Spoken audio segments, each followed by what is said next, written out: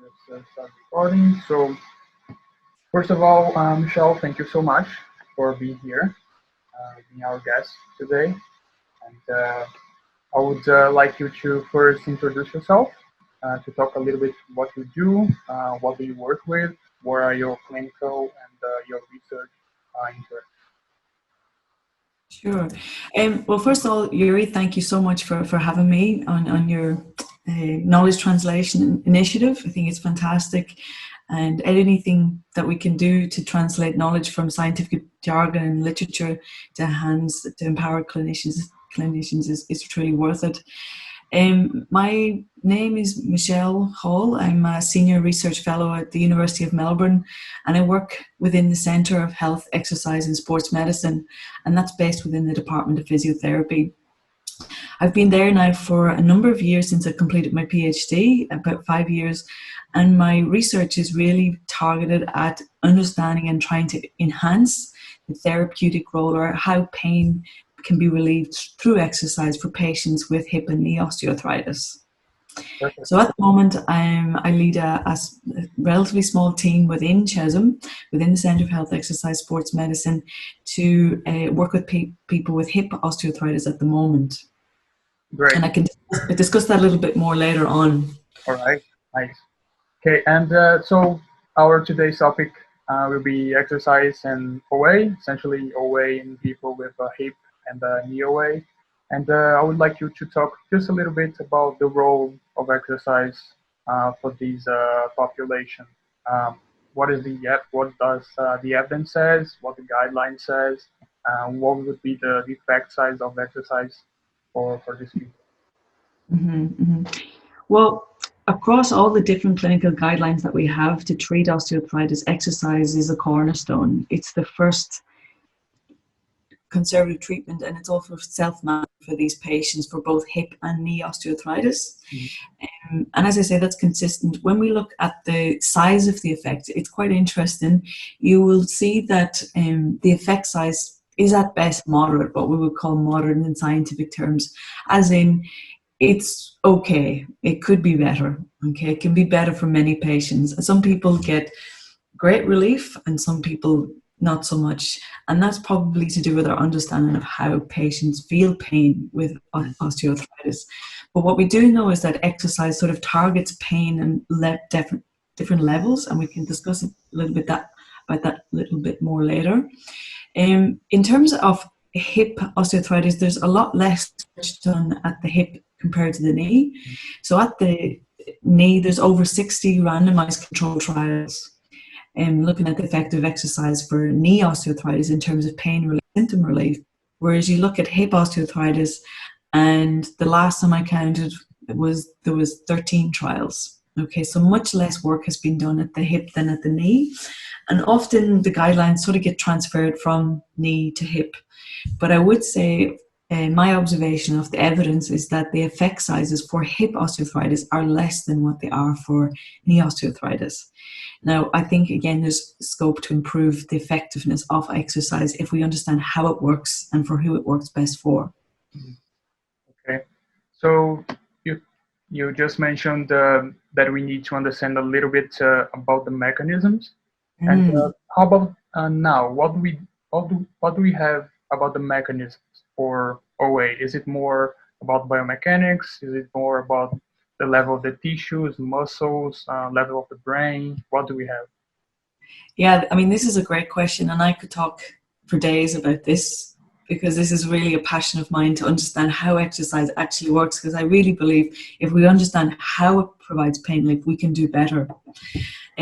But it's really a huge evidence gap right now. I would say the only evidence that we have at the moment, convinced strong evidence, is to say that when we improve knee muscle strength, or quadriceps or the knee extensors, that mediates, or in other words, it underpins, or it is a mechanism for which people report pain relief and improve physical function.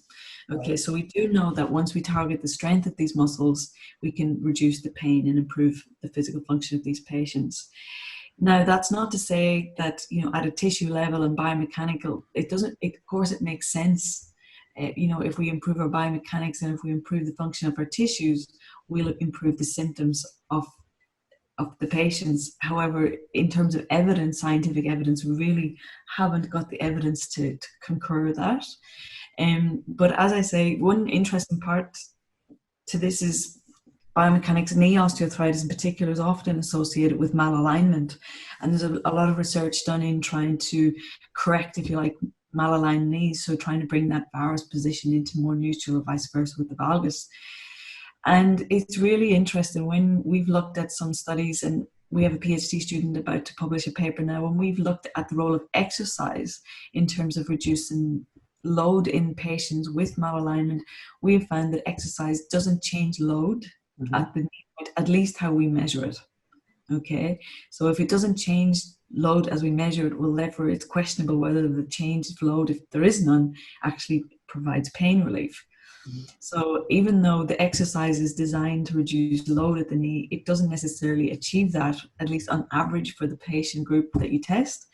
And whether that actually mediates or underpins the improvement in pain and symptoms, it certainly remains questionable.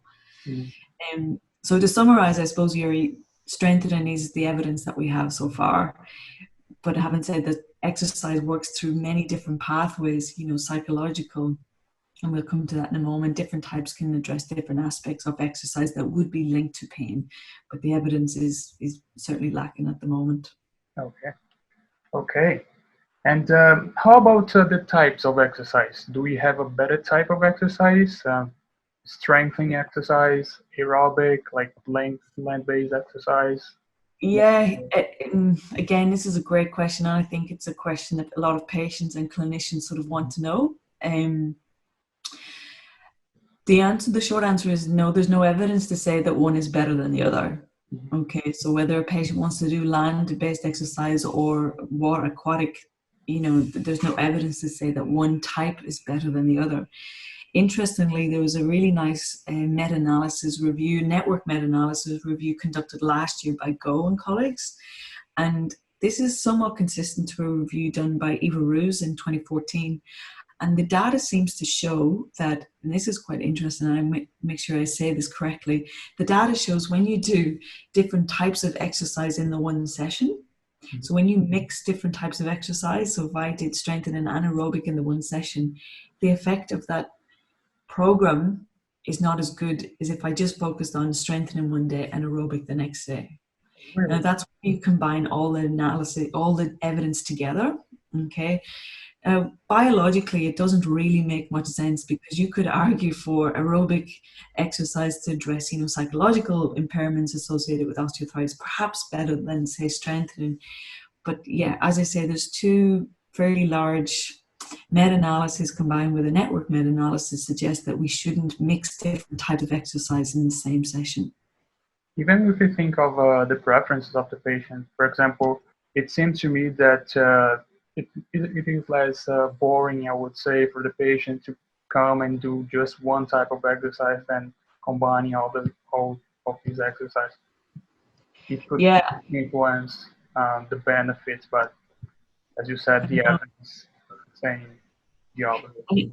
Yeah, it's something really worth exploring. You know, why is that? You know, there's some school of thought is that, oh, well, if I start with my strengthening exercise, I'm not going to really, and so I say, for example, I do 15 minutes of strengthening exercise, and then I do 15 minutes of aerobic exercise, maybe I'm not putting my effort into the aerobic exercise. Whereas if I just did 20-25 minutes of pure strengthening exercise, I'm intentional, I'm focused and purposeful, and therefore I'm going to get greater adaptations with, you know, longer periods of strengthening exercise as opposed to mixing it up. But that's not proven. That theory is not proven. Nice gap that we should address, I guess. And how about dosage? Do we have optimal dosage of exercise? Do we have an exact times of sessions, or do we have a nice, I would say, frequency that we have to do per week to get benefits from exercise for people with OA? Yes, there was a really nice systematic review, and I can follow up and send you these key articles for these to give you the evidence of what I'm talking about. And they looked at the hip OA trials. So I mentioned there's about 13 of them. Okay, and what they did, they separated these trials that followed the ACA, the American College of Sports Medicine guidelines in terms of their dosage, so the frequency, intensity, type, and time, the volume, and the progression. And this is when studies just kind of wrote, oh, we did this. Okay, so whether they actually did it or not, who knows, the participants. But anyway, you've got studies that prescribed exercise in accordance with American College of Sports Medicine guideline dosage. And then you look at studies that it was unclear, or they didn't necessarily look at the prescription according to the ACSM guideline dosage. And what you see, and there's really nice forest plots. I don't know if you're familiar with forest plots, but it can clearly show that studies, when you prescribe according to the American College of Sports Medicine guidelines, your effect sizes or your pain relief, your symptom relief is greater than when you don't prescribe according to those guidelines, or they're suboptimal. So, you know, many days, a lot of guidelines, international guidelines, look at 150 minutes per week, you know, aerobic exercise and strengthening 2 to 3 times per week. And we're actually conducting a study at the moment, a trial in patients with hip osteoarthritis, where we're looking at optimum or dosage prescribed in the American College of Sports Medicine, and we're comparing strengthening only compared to strengthening and aerobic exercise to see if, when you prescribe at that dosage with adding aerobic exercise, does it actually improve the effects of just aerobic or strengthening exercise only. So is there an optimal dosage? Again, it's under-researched, I would say, but the best evidence that we have so far is to be consistent with the American College of Sports Medicine guidelines. Nice. And the next question is about barriers and facilitators. What would be the barriers that patients have, and what are the facilitators for them or for the clinicians to prescribe exercise for these patients? Yeah, I think probably most people with hip osteoarthritis of the hip or knee probably experience the same barriers as you or I to exercise. You know, it's a time thing, it's motivation and so on. But probably the point of difference that clinicians can particularly help with is the idea of pain. Okay, so a lot of patients don't want to exercise because their knee is sore or their hip is sore. So why would I exercise when it's sore? Okay, so pain is one big construct that a clinician can really work through their patient with to sort of debunk the myth that they're not doing any extra harm to the joint. In fact, it's good. Your joint wants to be moved. It needs to be moved to maintain tissue health, because we absolutely know when we don't use it and we don't exercise, we're going to waste the cartilage, whatever the cartilage or the tissue there. So I think that's super, super important. I think, you know, x-rays are often shown to patients, and then they visually see bone on bone, you know, that typical term bone on bone, and they hear the clinicians use terms like degeneration.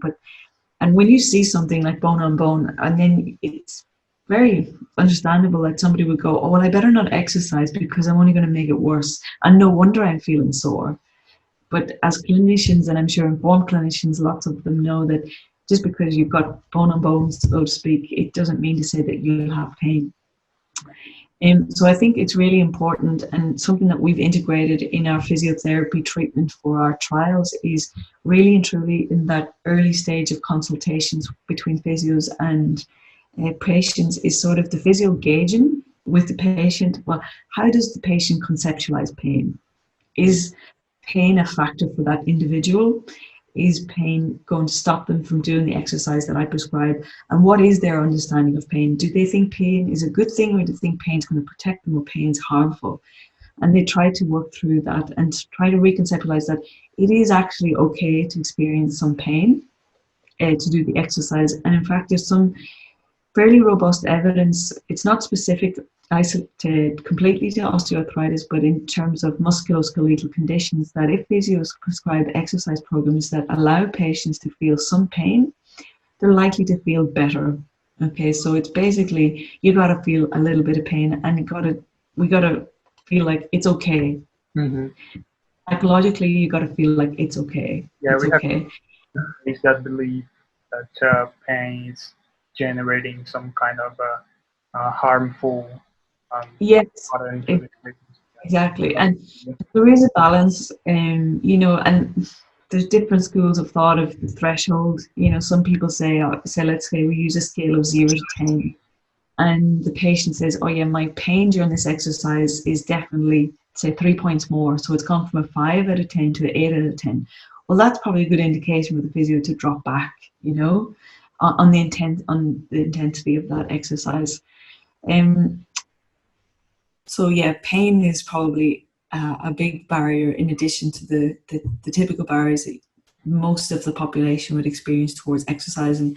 And the facilitators is really around education, around pain, and trying to work individually with patients to overcome adherence. So it's the same for everyone. Adherence is super hard, but really working with the patient to come up with, when can I get my exercise in, look at their schedule, talk with them, you know, coach them, essentially, coach them and support them to maintain the motivation. Okay. So our last question is about, it's very from the situation of today. We are all facing this pandemic condition, and we see some of the services going to telehealth. Okay. And do we have evidence about the exercise prescription comparing telehealth and face-to-face consultations, for example, for OA patients? So, to the best of my knowledge, not at the moment. It's quite exciting at the time, for the want of a better word, maybe. In the current climate, as you say, we're actually undertaking a study here at the University of Melbourne, and it's been led by Professor Rana Hinman to address that exact question. So the idea is the randomized control trial will compare the effectiveness of treatments delivered online versus face-to-face, and it's a non-inferiority trial. So basically you're trying to determine that the effect of exercise is no different between the two ways of modalities of treatment. And in light of the current situation that we find ourselves in, Professor Rana Hinman accelerated the release of the online evidence-based practice guide for physiotherapists to deliver treatment for patients with knee osteoarthritis. And yeah, it's free. Okay, so unfortunately it's in English. Maybe you could get in touch with it about translating it into Portuguese. I'm not sure, but that's a nice idea. Yeah, it's a big job, but yeah, you could talk to her about that. But the interest has been phenomenal, not only here in Australia, but across the world so far. Last time I spoke to her, there was over 2,500 people had registered for the course. Nice. Yeah, I have posted the link on our page. I think most of our followers now, they know about this the PEAK program. I don't know how many engaged and have registered, but yeah, we just showed the link on our page. Awesome, yeah. Awesome. No, great. Thank you for that. Thank you for that. All right. So, Michelle, thank you so much for this very clear topic and summary about exercise and OA. I would like to thank you so much for taking your time and to get a little bit about this topic here with us today. Thank you so much. No, it's a pleasure. Absolute pleasure, Yuri. Thanks so much for having me. Okay.